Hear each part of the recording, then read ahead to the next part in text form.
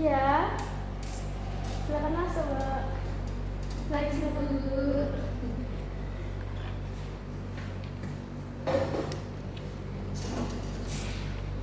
Ya, eh, sebelumnya dengan Mbak siapa ya? Saya Diska, Bu. Oh, yang kemarin sudah WA saya tuh ya, Mbak ya? Iya, betul sekali. Oke. Bagaimana nih kabarnya Mbak Diska? Alhamdulillah, kabar saya baik. Alhamdulillah ya Mbak Diska ya. Iya, Eh, Mbak Diska kesini tadi sama temen apa sendiri ya, Mbak ya? sama pacar saya sih, Bu. Oh ya ampun, punya pacar ya Mbak Diska ya? Iya. Eh, habis dari kuliah apa gimana Mbak Diska? Iya, habis dari pulang kuliah, Bu. Mata pelajaran apa? Mata kuliah apa Mbak Diska? Tadi mata kuliah statistika, Bu. Oh, statistika pusing-pusingnya ya Mbak Diska ya? Iya, pusing banget, Iya. Bu. Semester berapa Mbak Diska? Sekarang saya semester 5, Bu. Oh, mau nyusun proposal gitu ya Mbak Diska ya? Iya. Buat skripsi ya Mbak Diska Iya, ya? Bu, pusing Ya banget. ampun. Mbak Diska udah makan belum sebelum kesini? Sudah, tadi kan sama pacar saya kan sekalian makan siang. Wah, pasti kenyang ya Mbak Diska ya? Iya. Iya Mbak Diska, sebelumnya sudah kenal saya belum Mbak Diska? Belum, Bu. Baik, nama saya itu Ibu Nandita.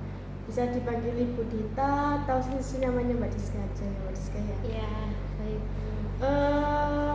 Sebelumnya tujuan Mbak Diska kesini apa ya Mbak Diska ya kalau boleh tahu? Jadi gini, Bu, tujuan saya kesini tuh saya mau konseling ke Ibu karena saya tuh ada masalah yang nggak bisa saya selesaikan sendiri, jadi saya butuh Ibu gitu, Bu.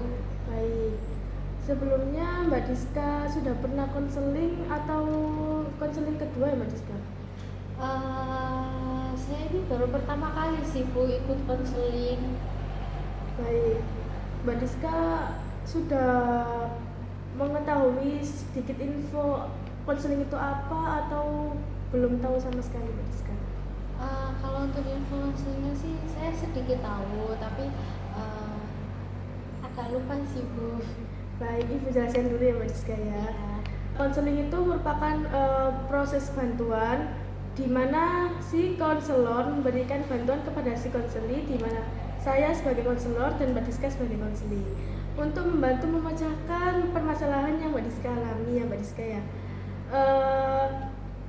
Dan di konseling itu juga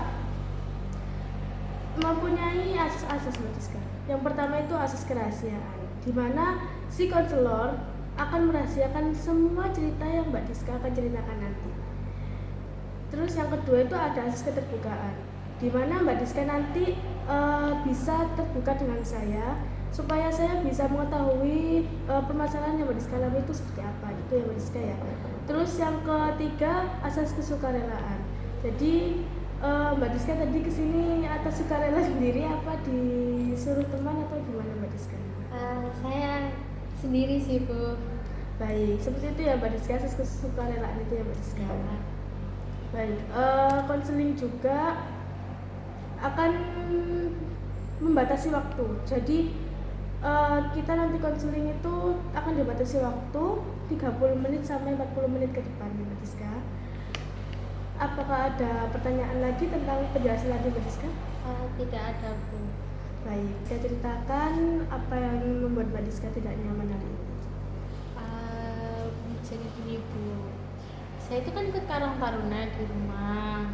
Nah, tapi saya kan juga mahasiswa. Nah, Karang Taruna saya ini tuh punya kegiatan, Bu, yang kegiatannya memang cukup besar. Jadi itu tuh bikin saya ini, Bu, harus bikin banyak proposal untuk orang-orang, untuk yang mau donatur gitu tuh, Bu. Tapi tugas kuliah saya itu juga banyak, Bu, entah itu bikin video, entah itu bikin makalah, PPT, semuanya itu kayak susah gitu loh, Bu, ngatur waktunya. Baik, jadi Mbak Diska ini mempunyai suatu kesulitan ya Mbak Diska membagi waktu antara Karang Taruna dengan kuliah gitu ya. Iya, Bu. Baik, kalau boleh tahu nih posisinya Mbak Diska di Karang Taruna itu seperti apa ya Mbak Diska? Posisi saya di Karang Taruna itu saya sebagai sekretaris 2 Bu. Tapi kan ya sekretaris satu kan juga ada keperluan yang lain kan. Jadi akhirnya dikasih ke saya. Seperti itu Bu. Baik. Eh, Biasanya itu deadline tugasnya Mbak Diska itu apakah selalu berbarengan dengan tugas kuliahnya Mbak Diska atau gimana? Sebenarnya sih kalau bertabrakan sih enggak ya Bu, cuman kemungkinan kayak jadi hari ini ya misalnya kayak hari ini dapat tugas gitu kan, terus besokannya atau 2 hari kemudian disuruh mengumpulkan gitu. Nah biasanya itu saya pakai buat ngerjain yang saya bisa dulu baru saya kerjain tugas kuliah saya gitu Bu. Tapi nggak tahu kenapa masih tetap apa ya kayak sulit banget gitu loh Bu. Baik. Sebelumnya Mbak Diska sudah pernah membaca tuntutan tugas atau belum ya Mbak Diskanya? Sudah sih Bu, saya sudah pernah bikin to-do list gitu loh Bu.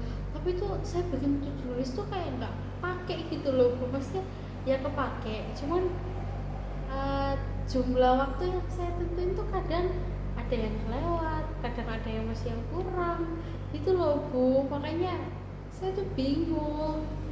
Baik.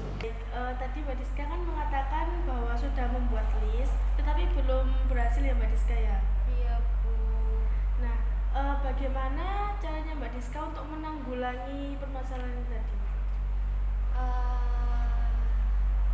Ya mungkin saya akan membuat list ulang lagi, tapi kalau saya membuat list ulang saya takutnya nanti malah waktu yang udah saya tentukan malah ada yang kelebihan, ada yang kekurangan gitu Bu. Baik. Jika nih Mbak Diska dihadapkan ya dengan tugas yang di Kartar sama dengan kuliah ini tuh deadline-nya itu bersamaan gitu. Bagaimana caranya Mbak Diska akan menyelesaikan tugas tersebut? Apakah meninggalkan tugas Kartar ataukah meninggalkan tugas kuliah? Gitu Mbak Diska. Sepertinya sih tidak ya Bu, karena saya kan juga sebagai sekretaris kan ya harus profesional juga ya namanya sekretaris. Jadi ya mungkin saya begadang Bu. Ya kan sekretaris kan ya memang sudah tugasnya ya untuk membuat proposal, terus surat-surat itu kan memang sudah tugasnya. Jadi kemungkinan apa yang dibutuhkan sama teman-teman Kartar dan tugas kuliah saya juga harus bisa saya selesaikan dengan ya resikonya begadang itu tadi Bu. Baik, begadang. Menurut Mbak Diska nih, apakah Mbak Diska akan terus-terusan begadang demi menyelesaikan tugas-tugas tersebut secara bersamaan? Tidak Bu, tapi kalau memang ada sedikit waktu luang yang saya punya ya pastinya saya akan mengerjakan itu di sela-sela waktu itu. Baik, apakah Mbak Diska pernah nih kayak masuk kuliah pagi terus malamnya begadang, itu Mbak Diska pernah kayak terlambat atau lupa mengerjakan tugas yang harusnya dikumpulkan hari itu apa gimana? Apa tidak?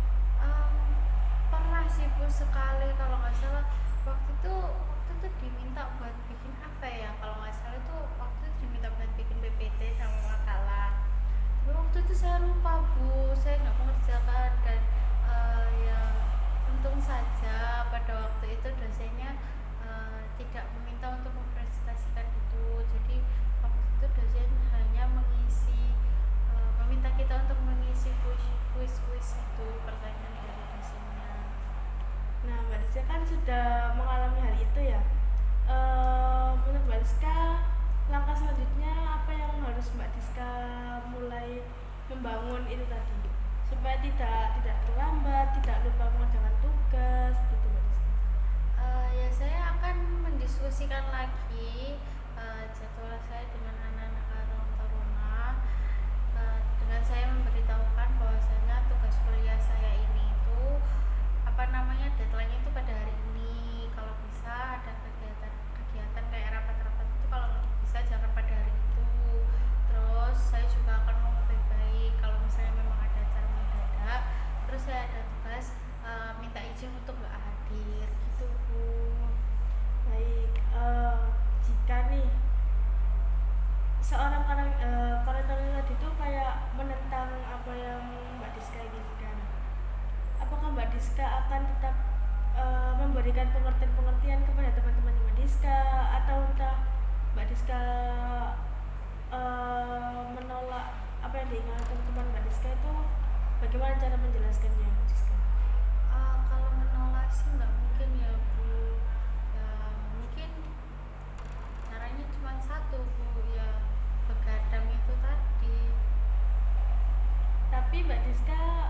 ada kepikiran untuk berubah ya Mbak Diska ya untuk penggadaan tadi ya? Ada Bu, kemungkinan saya akan merubah jadwal kelas saya lebih agak siang lagi. Itu Bu. Baik, bisa saya simpulkan ya Mbak Diska ya. Mbak Diska tadi memiliki permasalahan tentang manajemen waktu, di mana Mbak Diska kurang bisa manage waktunya Mbak Diska antara Karang Taruna dengan kuliah, yang mengakibatkan Mbak Diska kurang dalam mengerjakan tugas kuliah, entah pernah terlambat juga. Iya. Jadinya Mbak Diska tadi solusinya akan membuat jadwal-jadwal lagi secara teliti dan mengusahakan supaya tidak mengadang lagi, begitu ya Mbak Diska ya? Iya Bu. Setelah saya menyimpulkan permasalahan Mbak Diska, apakah masih ada unek-unek yang mengganjal di hatinya Mbak Diska yang belum tersampaikan atau sudah selesai Mbak Diska? Saya rasa sudah cukup sih Bu. Sebelumnya apa sih harapan Mbak Diska setelah konseling hari ini? Saya berharap saya bisa lebih memanage waktu lagi, lebih mengatur diri saya, lebih mengatur jadwal-jadwal saya lagi Bu. Baik, karena sudah 30 menit, bagaimana nih perasaan Mbak Diska setelah mengeluarkan unek-uneknya Mbak Diska hari ini? Saya merasa saya cukup lega Bu, dan saya juga merasa beban saya agak berkurang sedikit ya, karena saya sudah bercerita ke ibu dan itu cukup melegakan buat saya. Baik, alhamdulillah ya Mbak Diska ya. Baik, sebelum konseling saya akhiri hari ini, saya akan memberikan tugas kepada Mbak Diska, yaitu